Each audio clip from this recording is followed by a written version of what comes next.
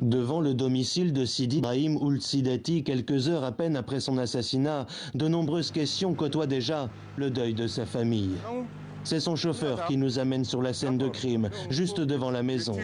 Témoin indirect, Mamadou Keïta raconte que le président de la CMA l'appelle ce matin peu avant 7 heures pour lui demander le numéro d'un technicien. Son générateur présente un défaut qu'il veut faire réparer. Quand il m'a appelé 10 minutes après, je lui ai envoyé le message, le numéro de téléphone du technicien du groupe. Là. Donc quand le technicien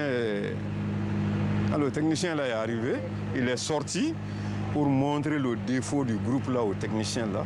C'est en ce moment qu'il y a eu le tir là, dans le sang. Il me dit, Keïta, il faut tout faire sinon je vais mourir. Tandis que le chauffeur arrivé sur place prévient les secours et s'occupe du technicien lui aussi touché, le fils de Sidi Brahim Ould Sidati emmène son père à l'hôpital américain de Bamako. C'est au bloc opératoire qu'il succombera à ses blessures. Sur place, chez lui, c'est la stupeur. Pourquoi assassiner le président de la coordination des mouvements de l'Azawad, la CMA? Qui? Dans quel but? Alors que les autorités maliennes ont annoncé l'ouverture d'une enquête, les proches du défunt mesurent le vide que Sidi Brahim Ould Sidati laisse derrière lui. C'est un coup très dur et pour nous et pour la famille et pour tous les processus de paix. C'est quelqu'un qui a beaucoup voulu vraiment aider ces pays, aider tous ces partis à vraiment ramener la paix.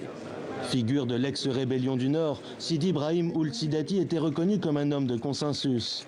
C'est au nom de la CMA, ce regroupement des mouvements armés hostiles à Bamako, qu'il avait signé le 20 juin 2015 l'accord de paix et de réconciliation d'Alger. Un accord difficile à mettre en pratique tant les relations avec le gouvernement malien restaient tendues.